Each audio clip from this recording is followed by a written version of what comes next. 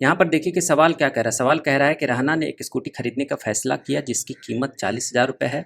दुकानदार ने 4 महीने तक हर महीने 4,000 रुपये और 25,000 रुपये के अग्रिम भुगतान की शर्त पर स्कूटी बेचने पर सहमति जताई।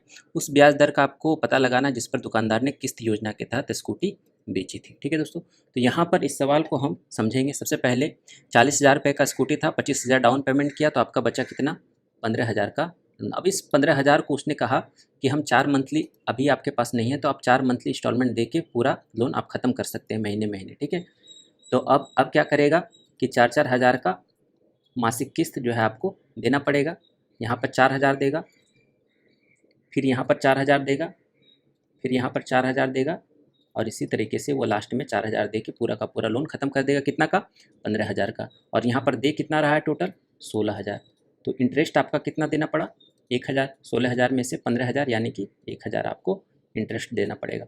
तो सबसे पहले जब 15,000 था तो 1 महीने के लिए ये हो गया, दूसरा महीना ये हो गया, तीसरा महीना और ये हो गया आपका चौथा महीना। ठीक है, तो जब 1 महीने का इंटरेस्ट ये 15,000 रुपये पर 1 महीने का इंटरेस्ट देगा दोस्तों, तो यहाँ पर है ना, इसका प्रिंसिपल कितना बचेगा, 11,000। सिंपल इंटरेस्ट का यही फ़ायदा है दोस्तों। यहाँ पर देखिए कि रेट ऑफ इंटरेस्ट के बारे में कुछ भी मेंशन करके नहीं रखा है, तो हम सिंपल इंटरेस्ट मानकर चलेंगे। ठीक है, तो सिंपल इंटरेस्ट का यही फ़ायदा है कि जो आपका प्रिंसिपल अमाउंट है ना, और जो हम इंस्टॉलमेंट पे करते हैं वो प्रिंसिपल अमाउंट से, ओरिजिनल प्रिंसिपल अमाउंट से डायरेक्टली घट जाता है। ठीक है, यहाँ पर 15,000 से 11,000 घटा है ना, फिर यहाँ से 11,000 पे इंटरेस्ट देना पड़ेगा और ये 4,000 घटेगा, तो डायरेक्ट जो है इसका प्रिंसिपल अमाउंट जो बचेगा वो 7,000 बचेगा। फिर यहाँ पर 4,000 देगा तो इसका प्रिंसिपल अमाउंट 3,000 बचेगा और इस 3,000 पे पूरा का पूरा 4,000 लास्ट में दे के पूरा का पूरा लोन खत्म कर देगा। ठीक है दोस्तों, लेकिन कंपाउंड इंटरेस्ट में क्या होता है कि ये 15,000 पे अगर 1 मंथ का इंटरेस्ट देंगे तो ये 15,000 प्लस वो इंटरेस्ट दो के अगले महीने के लिए वो प्रिंसिपल बन जाता है। फिर इस पर जो है इंटरेस्ट लगेगा अगले महीने के लिए और फिर उसमें से 4,000 घटाएंगे और फिर वो नेक्स्ट मंथ के लिए वो प्रिंसिपल बन जाएगा। तो इस टाइप से इसका प्रोसेस चलता है। तो सिंपल इंटरेस्ट के लिए कैलकुलेशन इजी हो जाता है। यहाँ पर देखिए कि पहले आपका 15,000 पर लगा इंटरेस्ट, तो टोटल इंटरेस्ट जो यहाँ पर आपने दिया, शुरू में 1 महीने के लिए 15,000 पर दिया, फिर दूसरे महीने पर 11,000 का लोन बचा था, तो अगले महीने के लिए आपने 11,000 पर इंटरेस्ट दिया है ना। तो यहाँ पर इंटरेस्ट I1 दिया, यहाँ पर I2 दिया, यहाँ पर I3 दिया और यहाँ पर I4 दे के पूरा का पूरा लोन खत्म कर दिया। ठीक है, तो ये चीज़ जो है यहाँ पर इंटरेस्ट दे दिया है ना, तो 4 इंटरेस्ट मिला के आपका 1,000 बन रहा है। ठीक है, ये टोटल का टोटल चारों मिला के। तो जब भी हम इंस्टॉलमेंट पे करते हैं तो उसमें कुछ ना कुछ प्रिंसिपल पे करते हैं और कुछ ना कुछ इंटरेस्ट पे करते हैं। तो यहाँ पर कुछ इंटरेस्ट होगा, यहाँ पर कुछ इंटरेस्ट होगा, यहाँ पर कुछ इंटरेस्ट होगा और यहाँ पर कुछ इंटरेस्ट होगा और सारा का सारा इंटरेस्ट मिला के आपको 1,000 पे करना है। तो इंटरेस्ट होगा कितना, तो आप फार्मूला जानते हैं SI का, वो क्या होता है, P गुना R गुना T बटा 100। ठीक है, यही होता है। अब चूंकि R जो है जनरली हम पर एनम के लिए निकालते हैं, rate of percent per annum, यहाँ पर मंथली है। ठीक है, तो मंथली में चेंज करने के लिए आपको R/12 करना पड़ेगा। तो 1 महीने का रेट ऑफ इंटरेस्ट कितना हो जाएगा, तो 15,000 गुना P गुना, ये हो गया प्रिंसिपल है ना, P गुना R गुना, R कितना, 1 गुना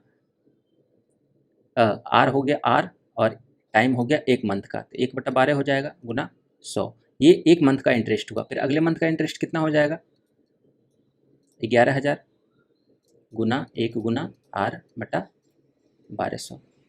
फिर अगले मंथ का इंटरेस्ट कितना हो जाएगा, 7,000 पर लगेगा, 7,000 गुना 1 गुना R/1200। फिर अगले महीने के लिए इंटरेस्ट कितना हो जाएगा, अब 3,000 पर लगेगा क्योंकि अब 3,000 सिर्फ बचा है प्रिंसिपल, इसको चुकाना है, 1 गुना R/1200। और ये टोटल इंटरेस्ट मिला के कितना होना चाहिए, 1,000 होना चाहिए है ना। अब इसको सॉल्व कर देंगे और आपका आंसर आ जाएगा। ठीक है, तो R/1200 आपका कॉमन है, ये 15,000, 11,000, 26,000 पर 7 33,000 और प्लस 3 36,000, ये आपका 36,000 हो गया और ये बराबर आना चाहिए 1,000 के। तो यहाँ पर 1,000 से दोनों तरफ भाग देंगे और ये आपका हो गया 12 यही 36। तो R का मान कितना हो जाएगा, 100/3। इसका मतलब हो गया 33.1/3%।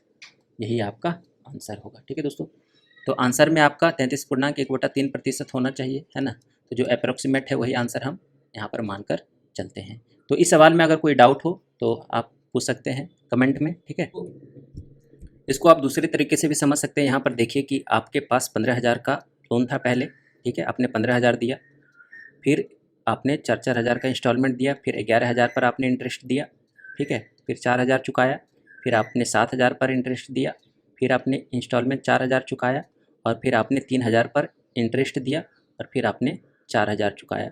तो आप यहाँ पर गौर करेंगे कि जब 3 हज़ार लास्ट में आप दे के पूरा का पूरा लोन ख़त्म कर सकते थे, है ना, टोटल आपका 15 हज़ार बन रहा था यहाँ पर, है ना, 15 हज़ार का लोन था, तो आप 3 हज़ार पूरा का पूरा दे के आप 15 हज़ार का पूरा लोन ख़त्म कर सकते, लेकिन आपने लास्ट में दिया कितना, 4 हज़ार दिया। इट मीन्स कि 1 हज़ार रुपये आपने ज़्यादा दिया, और उस 1 हज़ार जो दिया वो 1 हज़ार क्या था, आपका इंटरेस्ट ही तो था।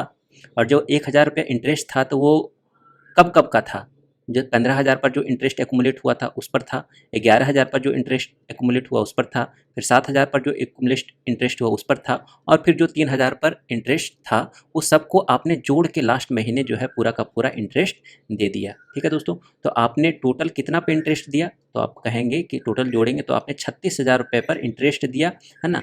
किस मंथ दिया, लास्ट मंथ दिया, यानी कि एक मंथ का आपने दिया, 1 × 8/12, और आपने दिया कितना, तो 1 हज़ार रुपये दिया। ठीक है, तो ये कट गया, ये कट गया, ये कट गया 30, और ये कट गया, यानी कि आर का मान आपका आ जाएगा 100/3%। ठीक है दोस्तों, तो आप इसको इस तरीके से भी समझकर बना सकते हैं। ठीक है, तो ये एकक मंथ का था, है ना। तो जितना भी सारा इंटरेस्ट था आपने उसको एक ही बार सबसे लास्ट में पे कर दिया, है ना। 3 हज़ार के बदले आपने 4 हज़ार दे के पूरा का पूरा इंटरेस्ट पे कर दिया। ठीक है।